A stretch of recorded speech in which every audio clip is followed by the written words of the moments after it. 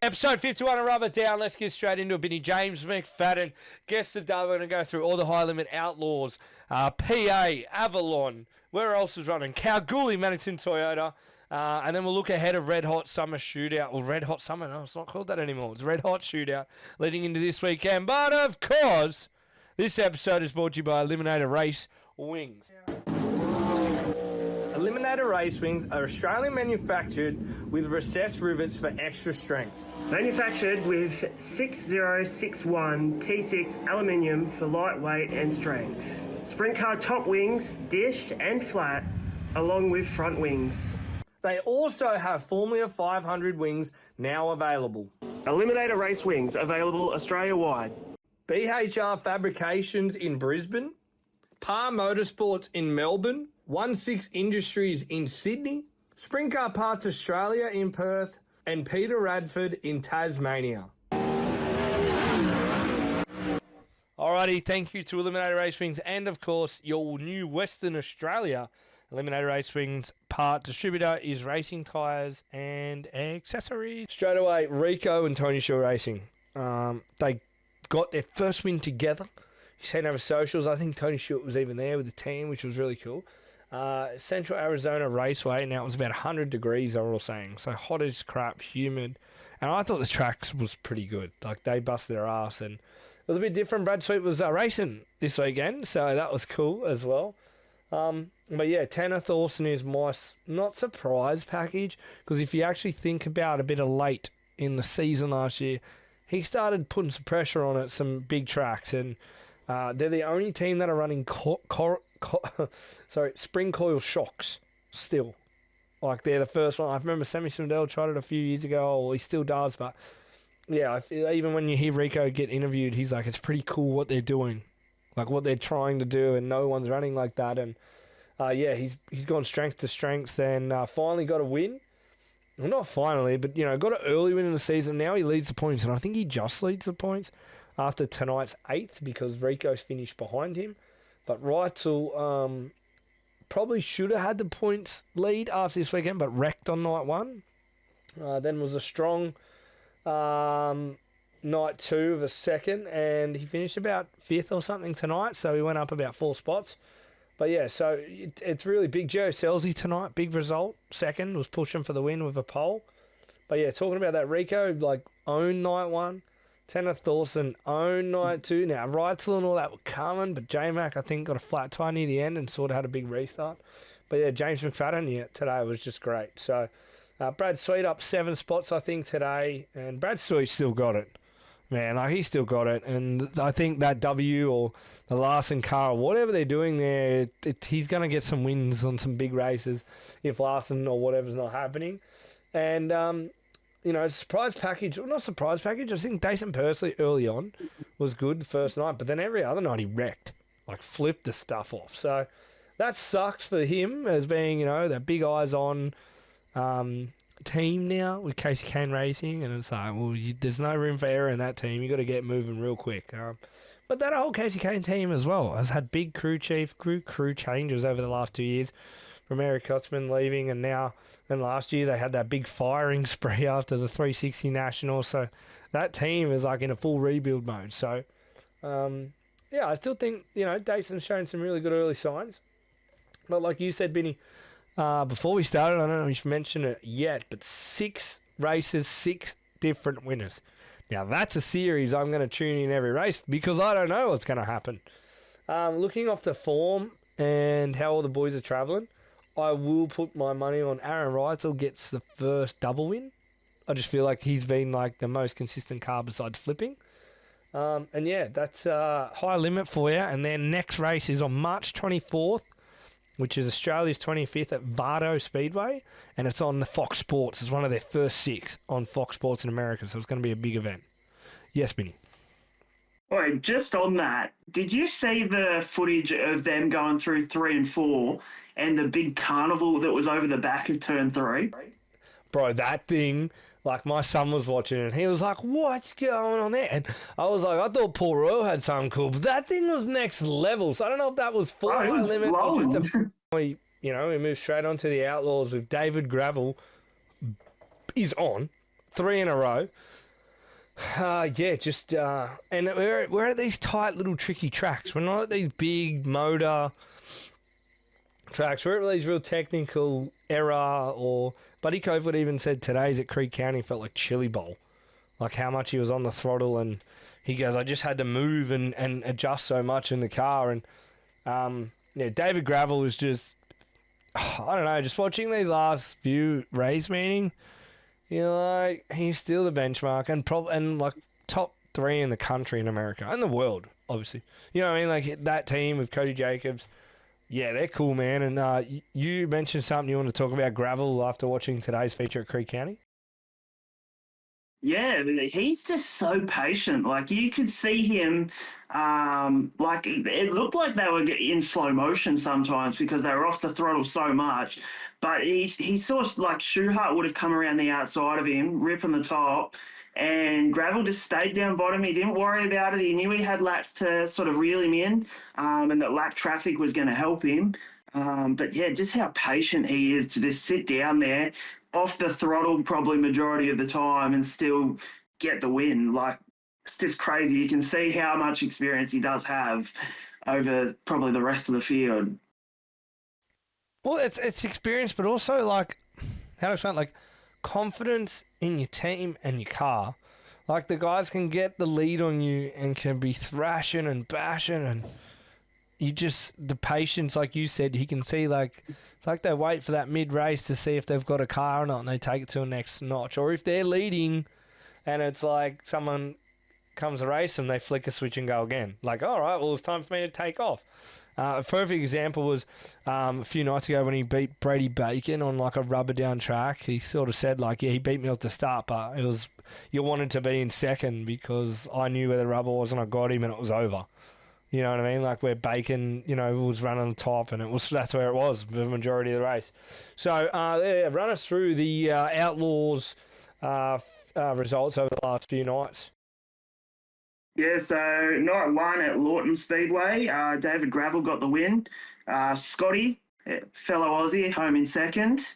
Scotty Boguski. Say Scotty Boguski. I know it doesn't look like that, but that's what they say on the stream. So I'm just going with Scotty, all right? Brady Bacon home in third in that one. And then, Creek County Speedway, their inaugural appearance on the World of Outlaws calendar. David Gravel first, Buddy Cofield second, and Donnie Schatz still storming home for a third. Donnie. Now, let's just say that was their first time ever there, the Outlaws. Yeah, Vinny? So that just proves no one had data there with the 2 rises to the top. That just says there, and like you said, Shoehart, Baylog looked good. Baylog really impresses me at these type of tracks. Like when they go through a bullring swing, like Bill Baylog's going to be near the front, and Buddy Cofield, but yeah, Shoehart was just banging the cush, and Gravel just patient. Hit the marks, get the lead. Number 2 wins. Cofield might have had something for him late, but didn't. The Outlaws, it still is competitive. It's not like I'm saying it's David. I know it's David Gravel, and like he would be my favourite now to win the whole thing. Just after this week, it's just my head's gone. Yeah, he's still the guy. But I think anything can happen. He can't have like perfect runs of no luck forever. But this is why these guys win championships, because the times they DNF. Like I think last year David Gravel was one of the DNFs purely it was Knoxville Nationals. But that doesn't matter for him. It's like, well, at least you're wrecked now, move on to championship. Like, forget your nationals, even though they want to win nationals. But it's like, this is where we wasted our crash. It sucks. But it could be racing for championship points on the last race at National Open or something, and then you're 2 points within someone in your wreck. So, one of the big weekends, sorry, not big weekends, but disappointing weekends was Carson Macedo. It was running really good and spun out.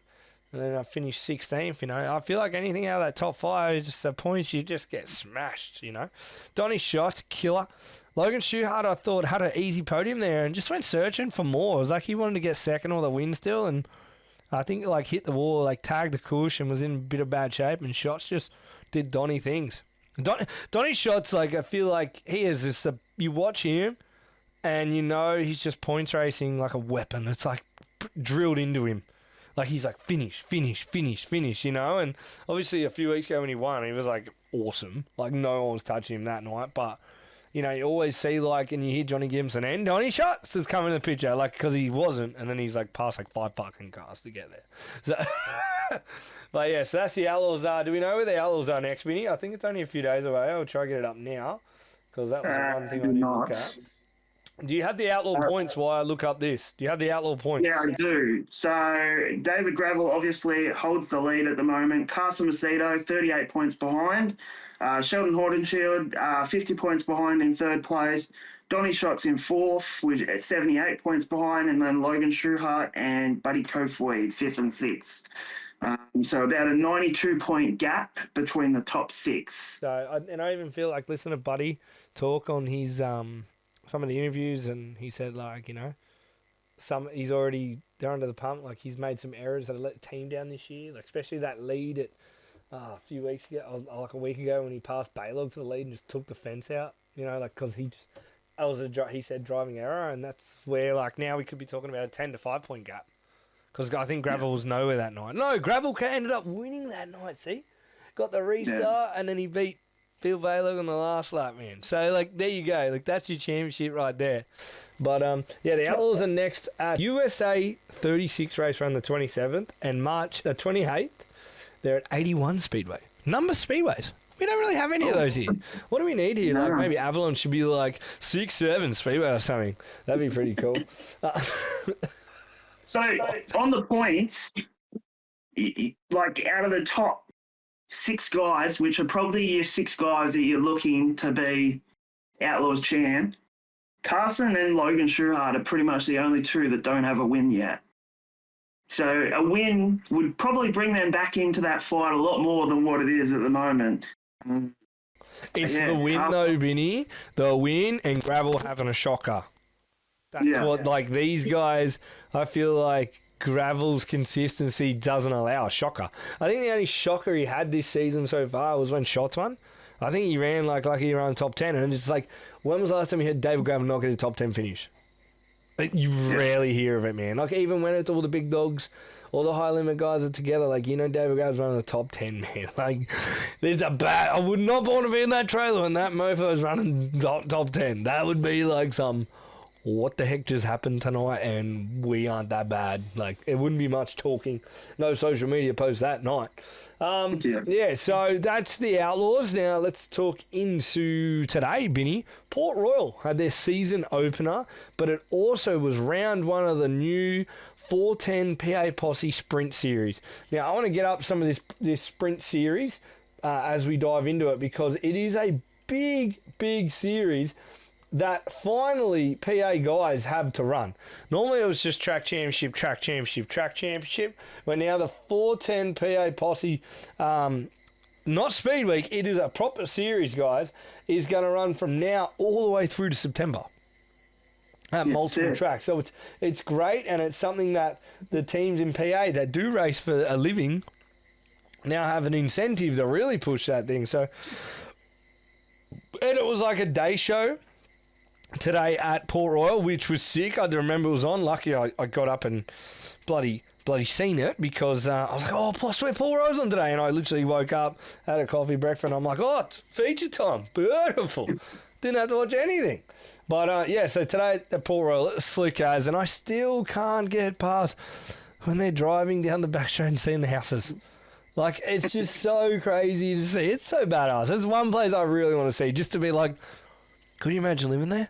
That'd be wild. But these probably people, it's nothing new to them. They're like probably sitting there watching Netflix while the sprint cars are in the background. They're not watching sprint cars probably. You know what I mean? Like, hey guys, you gotta turn that shit down. Watching Netflix, huh? I bet they got really good subtitles now. They've been like weapons at reading subtitles. But okay, so PA Posse 410 Sprintcar Series round 1 winner today at Port Royal was Denny Dietrich. In second was Chase Dietz, and in third Matt Campbell, Lance DeWeith fourth, and TJ Stutz, after being in Australia, has gone back home after running Volusia and got a top 5. So that's cool. And I did see Macquarie was in the field, only ran an 11th. Not a big night for the Macquarie team, which is normally Port Royal specialist.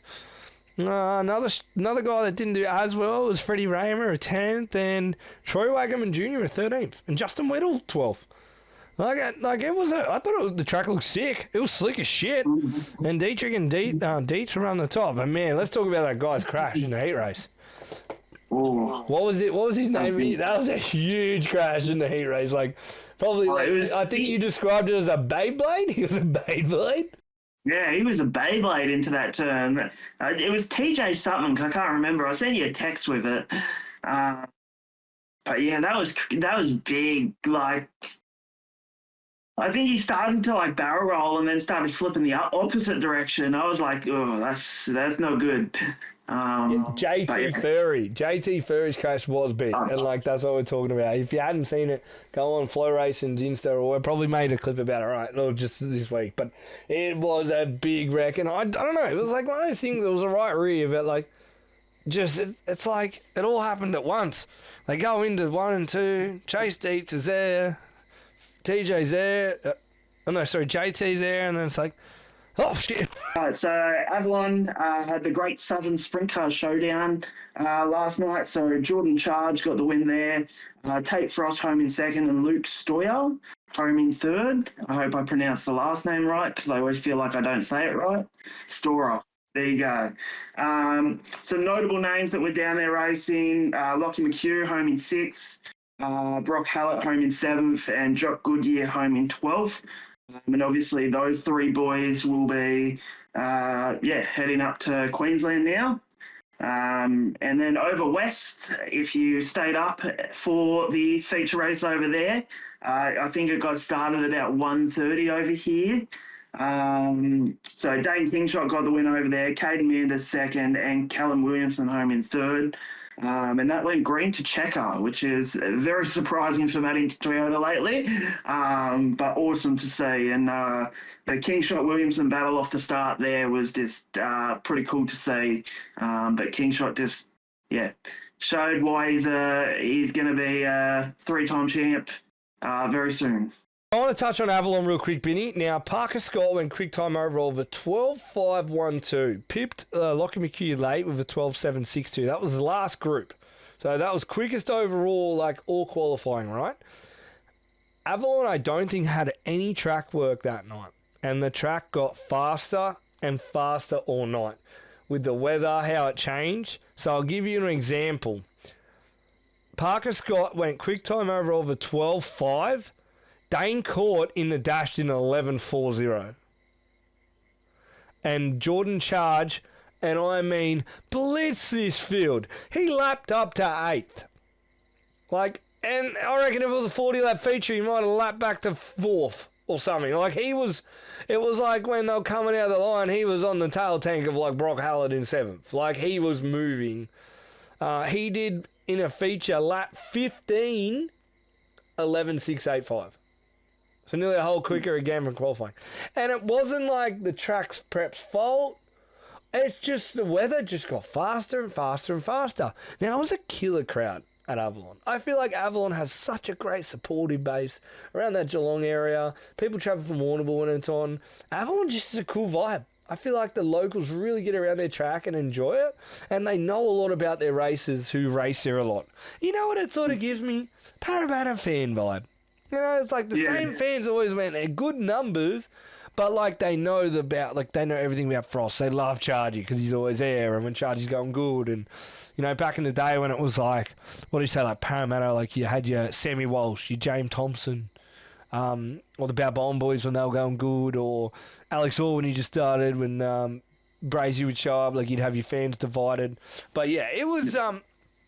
I couldn't not that I couldn't believe, but Jordan Charge, man, whatever. If you have any race at Avalon, doesn't matter the field, that guy is got to be in your talks for. If they get it right tonight with Ken Hutchinson's car, because that's Kenny's car, they're on. That's like an Avalon specialty right now. It's similar to who would you say? Who else? Like McHugh at Toowoomba. They're on. They're on. Thompson at Parramatta. Okay. Yes. A very good point. Or it's hard, but yeah, it was. I thought it was going to be Tate Frost tonight. Moved big in the heat race and then great in the A dash. Tate Frost took the lead early, and probably led to lap 13 or 12, and then it's in lap traffic he just wasn't as as fast as what he was in the clean air, but then Charge was like, give me the lap cars, I'll smoke them. Well, I don't give a shit. He was passing everyone anywhere. So I remember the night we were down there for the, I think it was like the 14th, 15th of December. Fireball. Yeah, that's the one. And he was saying, he's like, this car, I can't, like, the car's not what I want. And he was still ripper quick. Like, I was like, mate, you just hauled it up to the front of your heat. Like, you still got a good car. And he's like, yeah, but it's not what I want. I want this change. I want this change. Like, it was cool. It's good though. Sometimes like when the drivers come off and from the outside looking in, they're on tonight. They look good. They're still looking for that bit more. Like it's really good to hear, and it's not that they're being like, how do you say it? They're not being like sour about their car. It's just like they feel it in how they're driving. They're like, no, there's a bit more I can get out of this thing tonight. So that was cool. And Avalon's next back for the Easter Trail. So I think it's going to be the same type of field. Now I'm not sure 100% here. You said those three are coming up for Red Hot. I'm not sure Brock Hallett was nominated, Benny. Oh, there you go. I just assumed that. Yeah, I did too. I'm going to look it up now before we get into Red Hot soon because I didn't want to pump it up like he's going to be there when he's not. Because I swear I did not see his name on the noms as of yet. Brock Hallett. No, the Q5 is not there. That was 2 days ago. I think the noms close tomorrow lunchtime, like 12 o'clock Monday. But as it stands, the nominations, we will get into them. But yeah, he is not nominated at the moment. So that'll be interesting if the Q5 stays south or it comes back up the top half. I don't know. I don't know with that one what we are doing there. Yeah, let's dive into Kalgoorlie, brother. Did you watch? Did you watch any of it? I watched the first half, and I'm sorry, I fell asleep again because I wish they were in a real time zone. I don't know what time zone that is, but I'm joking. But yeah, I tried, and I've got a few reasons why I fell asleep, and yeah, man, it was interesting. Not because the racing was boring or anything, but there's other things I'm just like, how am I supposed to stay awake when that's on the telly? So yeah, I only got to sort of start watching from the A dash and the B dash, which were cool little events. But obviously, when you do have the car numbers that they had over that weekend, like yesterday, wasn't the greatest. So you weren't having sort of those 6-7 guys battling hard against each other like you would at the Plex or something like that. But yeah, I thought it's a cool little track, that's for sure. And definitely different to what they're running at Perth. But yeah, I'm a bit the same. It gets so late over this side of the country that you're starting to fall asleep. So I managed to get through the feature, which I didn't think I would because it did go green to checker. And yeah, as I said at the start, Cal and Kingshot, just for the first few laps, it was probably the first 5 or 6 laps, they were just back and forwards, throwing sliders at each other. And then it sort of swapped to be sort of Manders, Williamson and Kendrick sort of battling for those sort of the back end of the podium. But yeah, cool to see Jason Pride get another 4th place and Kendrick home in 5th. I just think it's cool for those teams. I think the Kendrick boys should be really happy with the way their season's sort of gone. They've had some really good results, whereas the past few years they haven't had that at all. And I just think it's cool when Pridey jumps in the car for those sort of littler shows and gets sort of a 4th place. He only really runs the car for the back end of the season and that's it. So that's really cool. So yeah, cool little track, and I think they've got to keep doing it because, as you said, I think it'll only grow as they keep doing it. I agree. Like, they've got to keep doing it. It's just, I'm sorry, I know it's like Kalgoorlie, but man, that live stream was a struggle.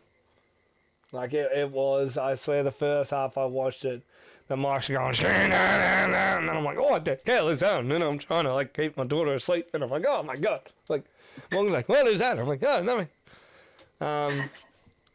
Yeah, and then it was like it wasn't HD. Look, I'm just doing nitpicky here, but I I love Maddington Toyota Sprintcar Series. It's our only big series here in Australia, and good on them. They didn't have to go to Kalgoorlie. They didn't have to go to Geraldton.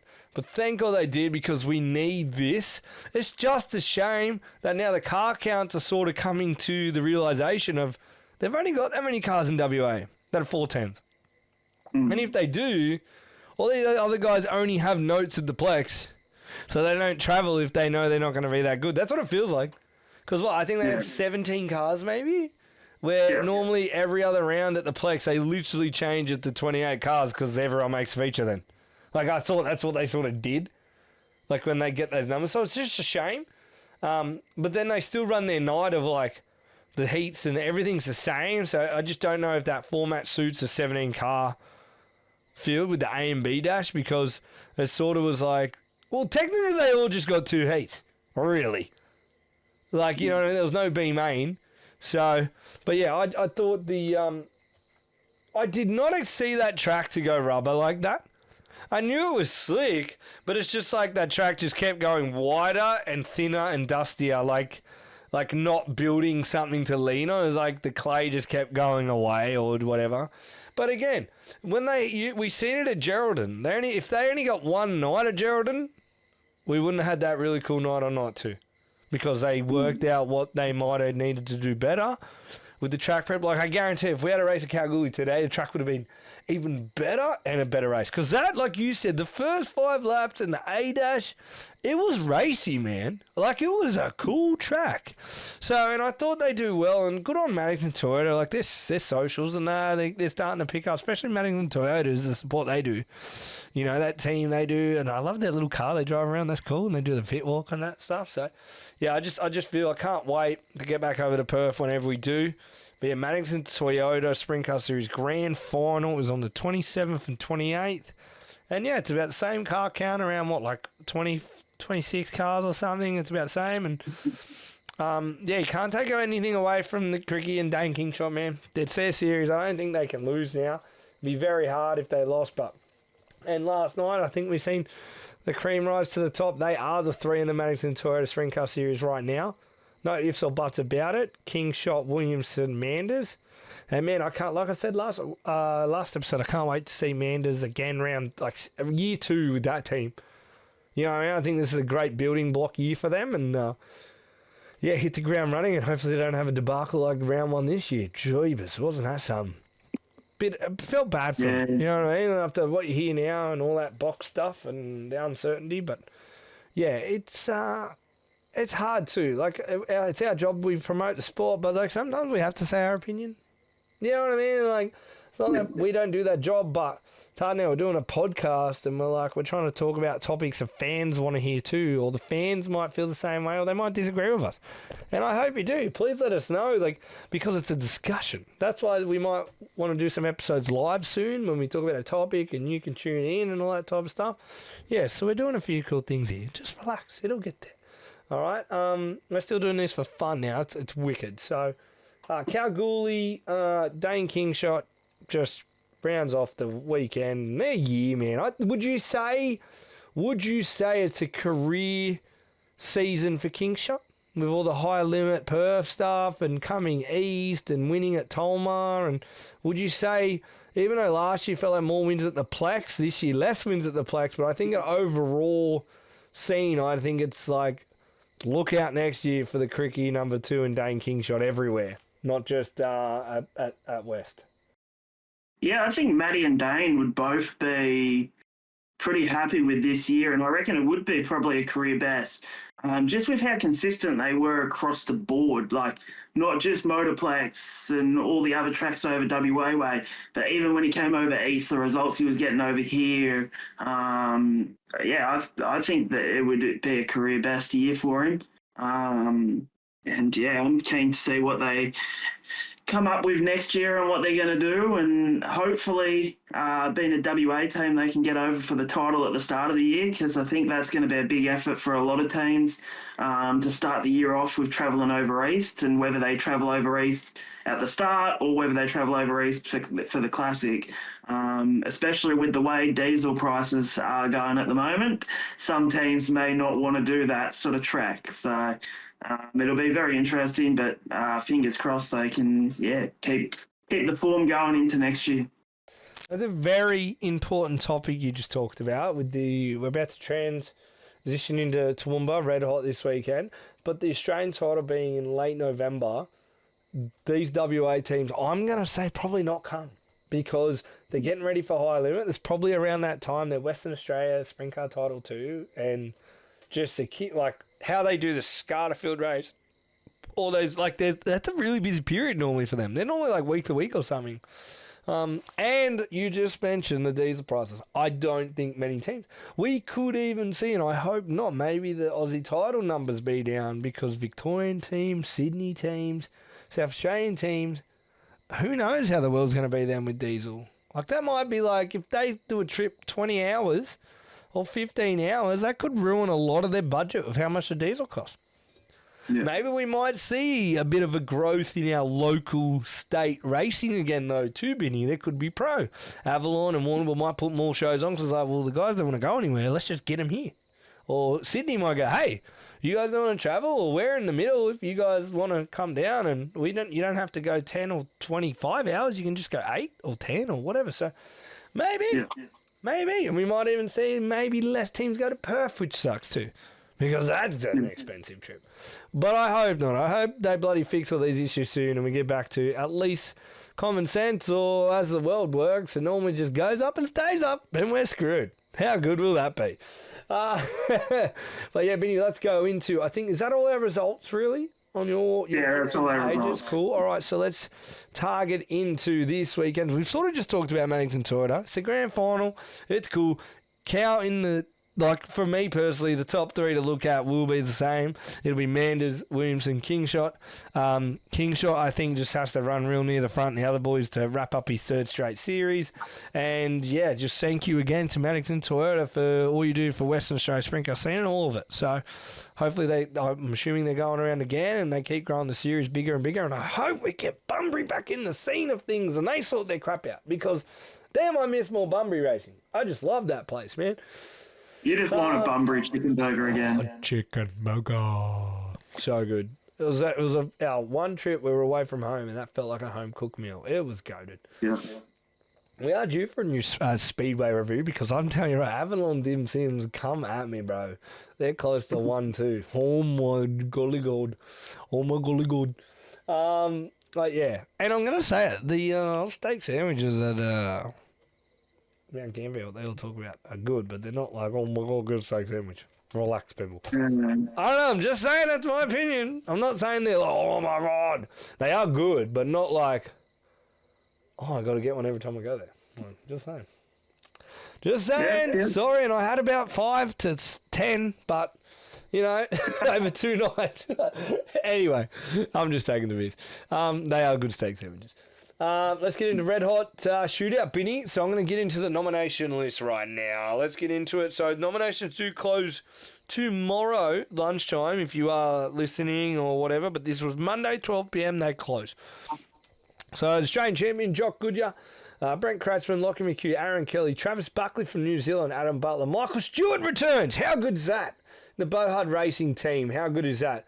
Brody Davis, Daniel Sayer, Nick Weld, James McFadden comes back from the States running the Brady W23, Will Carroll, Ewan Oliver, Mitch Gowan, Nathan Black, Daniel Bridge, Dylan Menz, Aaron Vernderaden. Sorry, Aaron. That is, I swear I heard her name on the weekend. I've botched that. Jackson Delamont, Sam Mooney, Cooper Norman, Jesse Allard, Mick Seller, Matt Dumsney, Henry Titman, Ryan Newton, Riley Oldback, Libby Ellis, Jason Fant, Charlie Bowen, Brett Hobson, Harry Stewart, and Tarly Appel. All right, so that is our nominations as it stands, and I'm going to make sure I get Aaron's name right when we're there. Jeebus. But yeah, and we're going to go through the purse now. So Friday night is an $18,000 purse, $5,000 to the winner, $2,000 to second, $1,000 for third, and then it goes 900, 850, 750, 700, 600. So, sorry, 650, 600 for ninth, and then after 11th, it's $500 down. And then Saturday night's purse is $63,000, $20,000 to the winner, 10 grand for second, 5 grand for third, 3 grand for fourth, 2 grand for fifth, 1,700 for sixth, so on, and it gets down to about 10th, and 10th onwards is $1,500 to start. It's probably the best paying 10th place you can get all year in Australia.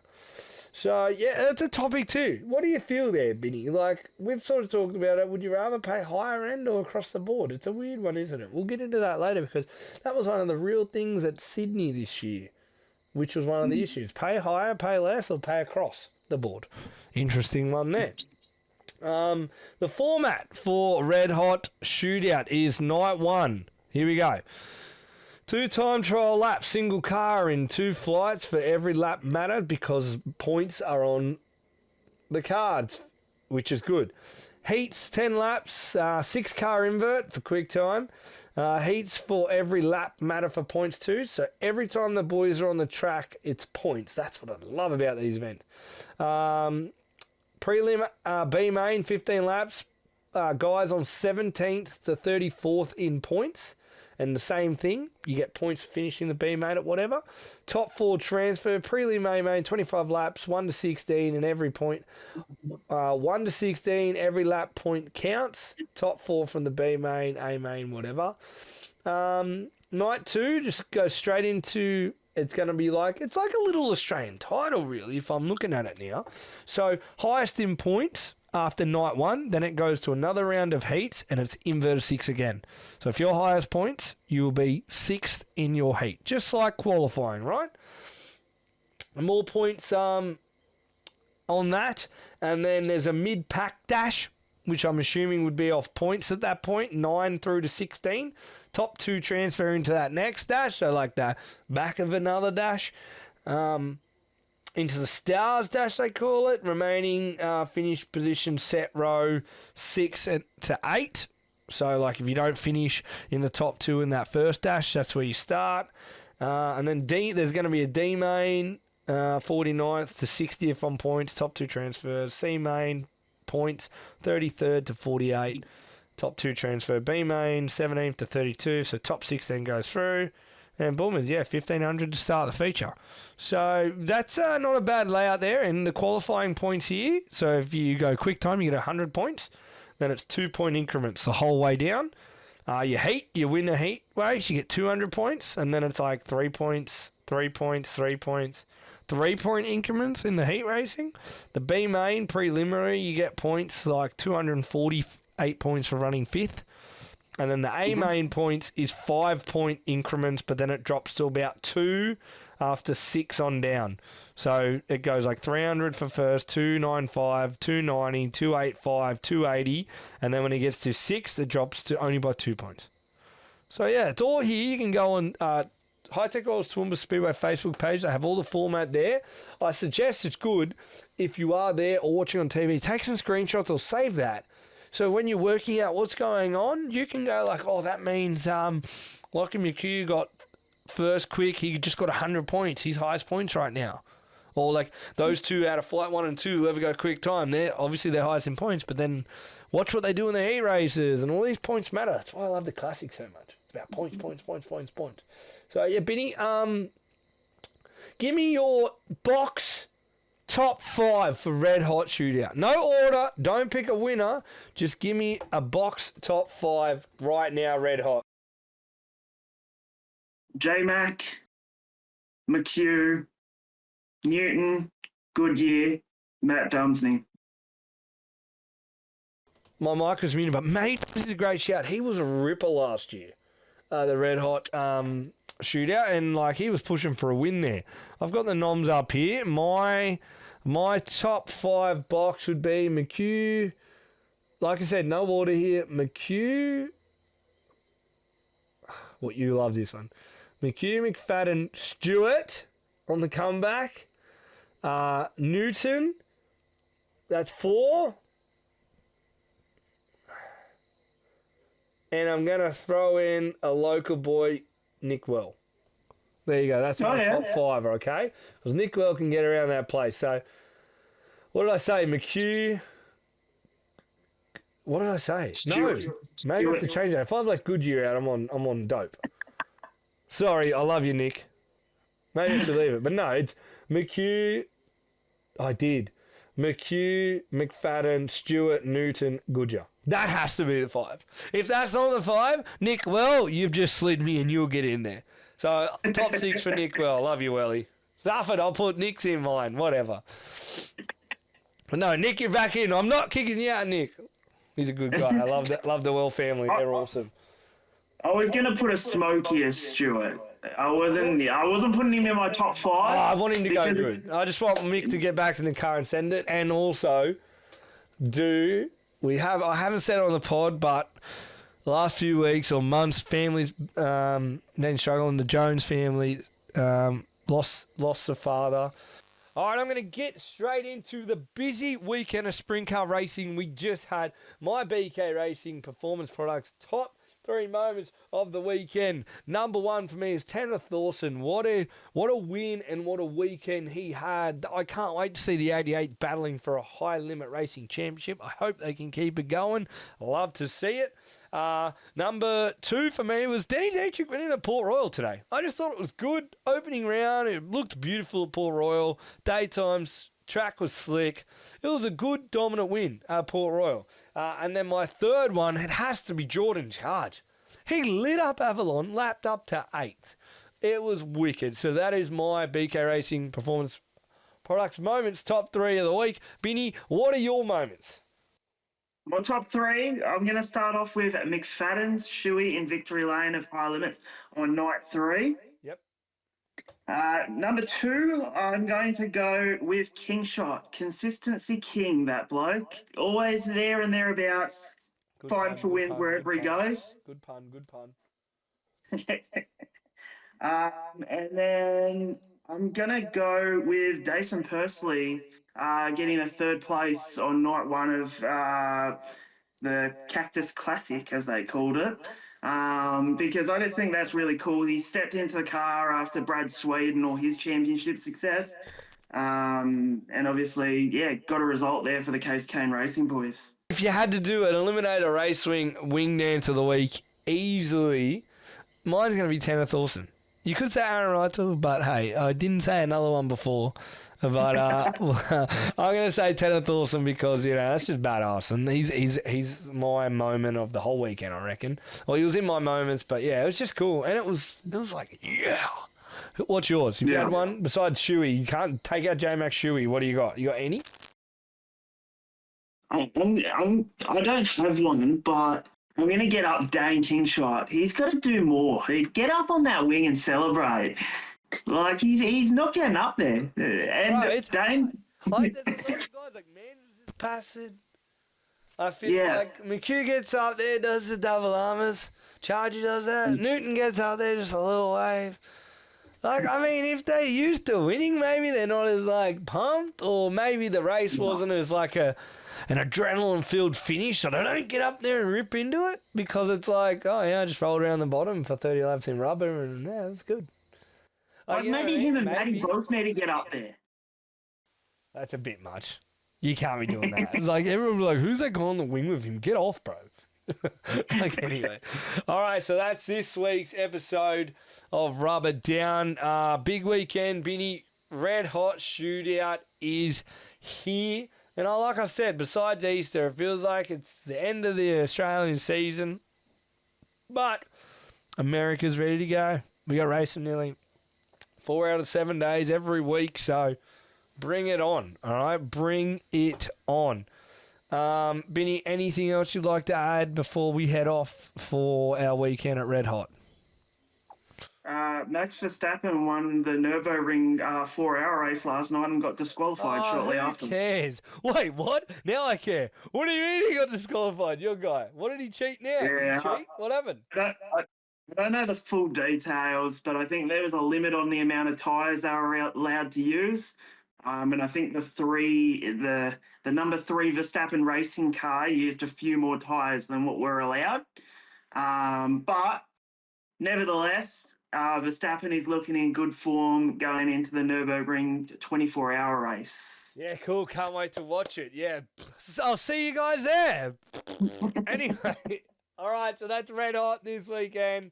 American Sprintcar Racing's here to go. So follow us on Rubber Down, Binny's Instagram page, Codeman Racing on all the socials. But please, if you're watching or listening on Spotify, hit that follow button. If you're on YouTube, hit the sub button.